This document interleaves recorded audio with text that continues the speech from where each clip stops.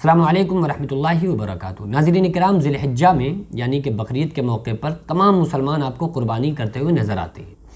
یہ حضرت ابراہیم علیہ السلام نے سب سے پہلے قربانی کی، اور سب سے پہلے حضرت ابراہیم علیہ السلام نے خواب دیکھا کہ اللہ تعالیٰ نے فرمایا کہ اے خلیل، اے میرے دوست، اے ابراہیم، کچھ اللہ کے راستے میں قربان کرو۔ تو حضرت ابراہیم علیہ السلام نے اس خواب کو دیکھنے کے بعد، چونکہ نبی کا خواب سچا ہوتا ہے، تو آپ نے 100 اونٹوں کو قربان کر دیا اللہ کے راستے میں۔ دوسرے دن پھر یہی خواب دیکھا کہ اے میرے نبی، کچھ قربانی کرو، تو انہوں نے پھر 100 اونٹوں کو قربان کر دیا۔ تیسرے دن پھر خواب میں دیکھا، پھر 100 اونٹوں کو قربان کر دیا۔ پھر یہ دیکھا کہ جو تم میں سب سے زیادہ محبوب چیز کوئی ہے اس کو قربان کرو۔ لن تنالوا البر حتى تنفقوا مما تحبون، تم نیکی کا مقام پا ہی نہیں سکتے جب تک کہ اللہ کے راستے میں ان چیزوں کو نہ خرچ کر دو جن سے تم کو محبت ہے۔ اب حضرت ابراہیم علیہ السلام کے سب سے عزیز ابراہیم علیہ السلام کے لیے کوئی عزیز چیز تھی، جو عزیز شخص تھا، جو عزیز سب سے زیادہ تھا، وہ آپ کا بیٹا حضرت اسماعیل علیہ السلام تھے۔ حضرت اسماعیل علیہ السلام، حضرت ابراہیم علیہ السلام جب 84 سال کے تھے جب آپ پیدا ہوئے، اور آپ کی عمر 9 سال یا 10 سال ہوئی حضرت اسماعیل علیہ السلام کی، اور ابراہیم علیہ السلام اپنے بیٹے کے قربانی کے غرض سے اپنے بیٹے کو لے کر منزل مقصود کی طرف نکل پڑے۔ آپ سوچ کے دیکھیں کہ حضرت ابراہیم علیہ السلام نے ایک خواب دیکھی اور 300 اونٹ قربان کرنے کے بعد اپنے بیٹے کو قربان کرنے کی نیت سے نکل پڑے۔ آج ہم خواب دیکھ لیں تو ایک مرغی تو چھوڑو، ایک انڈا نہیں اللہ کے راستے میں صدقہ کریں گے، کہہ رہے ہیں تو خواب ہے، کوئی مسئلہ نہیں۔ اور جو فالتو کی خوابیں ہوتی ہیں ان کو لے کے ہم بہت زیادہ ٹینشن میں آ جاتے ہیں کہ یار یہ کیسی خواب ہے، یہ تعبیریں پوچھا کرتے ہیں۔ شیطانی وسوسے اکثر جو گناہگار بندوں کو جو خوابیں آتی ہیں وہ شیطانی وسوسے ہوتے ہیں۔ اچھی خوابیں جو ہوتی ہیں، جو سچی خوابیں ہوتی ہیں، وہ تو تہجد گزار اور نیک بندوں کو دکھتی ہیں، وہ تو مومن بندوں کو دکھتی ہیں۔ تو بہرحال ابراہیم علیہ السلام بیٹے کو لے کر چل دیے، اور ابراہیم علیہ السلام نے جو خواب دیکھا، قرآن میں اللہ تعالیٰ نے اس کو یوں ذکر کیا کہ حضرت ابراہیم علیہ السلام نے خواب دیکھا، فی المنام انی اذبحک فانظر ماذا تری۔ ابراہیم علیہ السلام نے اپنے بیٹے سے کہا کہ اے میرے بیٹے، میں نے خواب دیکھا کہ میں تم کو ذبح کر رہا ہوں۔ تو بیٹے نے کہا قال، حضرت اسماعیل علیہ السلام نے فرمایا، 9 سال کے بیٹے نے کہا یا ابت افعل ما تؤمر ستجدنی انشاءاللہ من الصابرین۔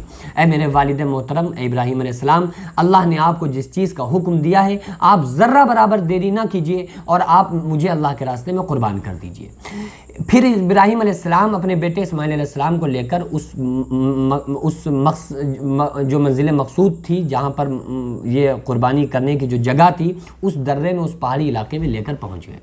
ابراہیم علیہ السلام کو جیسے ہی ابراہیم علیہ السلام نے جیسے اسماعیل علیہ السلام کو لٹایا تو اسماعیل علیہ السلام لیٹ گئے، اور ابراہیم علیہ السلام کو جب مایوس دیکھا تو بیٹے نے کہا، اسماعیل علیہ السلام نے ابراہیم علیہ السلام اپنے والد سے کہا کہ اے بابا جان، آپ مایوس کیوں ہوتے ہیں؟ آپ سوچ کے دیکھیے کہ آپ سے میں جدا ہو جاؤں گا لیکن مجھے اللہ مل جائے گا، اور آپ سے زیادہ بہتر میرا اللہ ہے، تو میں اپنے رب کو پالوں گا۔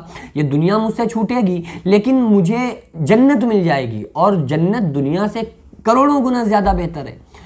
تو ابراہیم علیہ السلام تھوڑا سا آپ کی جو ایک رنج تھا وہ دور ہوا، اور ابراہیم علیہ السلام نے، بڑا طویل واقعہ میں مختصراً عرض کر رہا ہوں، ابراہیم علیہ السلام نے چھری لی اور حضرت اسماعیل علیہ السلام کی گردن پہ رکھ دی، اور چھری سے آپ کو ذبح کرنا شروع کر دیا، لیکن چھری نہیں چل رہی۔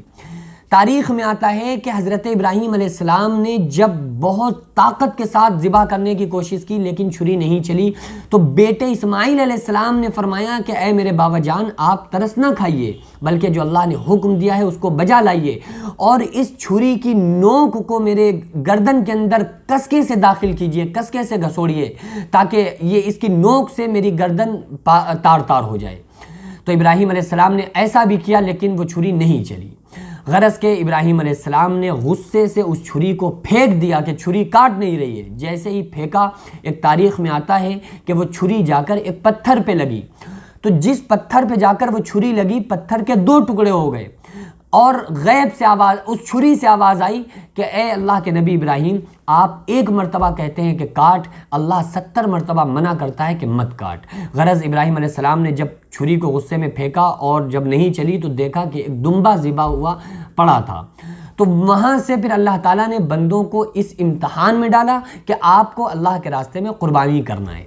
اور ظاہر ہے کہ اللہ تعالیٰ نے قرآن مقدس میں فرمایا لحومھا ولا دماؤھا ولکن ینالہ التقوی منکم، کہ تمہاری نہ قربانی کا گوشت اللہ کے پاس جاتا ہے، نہ اللہ کے پاس قربانی کا خون جاتا ہے، بلکہ اللہ کے پاس تمہاری نیت، تمہارا تقوی جاتا ہے کہ تمہارے دل کے اندر کیا ہے۔ ہمیں تو اللہ کی رضا کے لیے سارے کام کرنے ہیں نا، تو بس وہیں سے یہ ایک جو اللہ کے نبی ابراہیم علیہ السلام کی جو سنت ہے اسی کو فالو کرتے ہوئے آ رہے ہیں۔ ہم اس لیے کرتے ہیں چونکہ ہمارے نبی صلی اللہ علیہ وسلم نے بھی اس کام کو کیا اور ہم کو کرنے کا حکم دیا کہ ہر وہ شخص جو صاحب استطاعت ہو، جو صاحب نصاب ہو، وہ قربانی اس کے اوپر اس کے لیے کرنا لازم ہے۔ اس سے ایک تو یہ ہوتا ہے کہ آپ غریبوں کا بھی پیٹ بھر جاتا ہے اور مسلمانوں کی نیت کا بھی پتہ چلتا ہے کہ ان کی نیت صاف ہے، اللہ کے لیے وہ قربان کر سکتے ہیں۔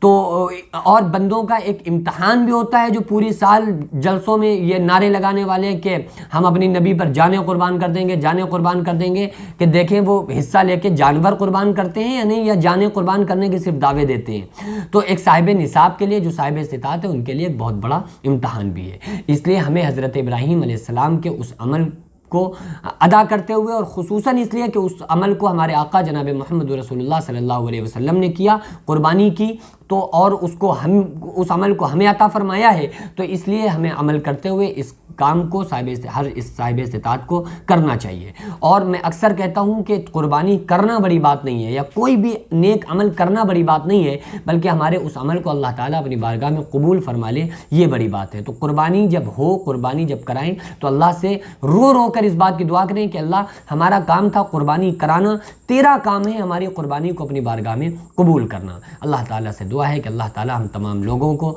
جو بھی لوگ صاحب استطاعت ہیں، ان کو قربانی کرانے کی، اور ہم تمام لوگوں کی قربانی جو ہم کریں، اللہ تعالیٰ اس کو اپنی بارگاہ میں قبول و مقبول فرمائے۔ وعلینا البلاغ۔ السلام علیکم۔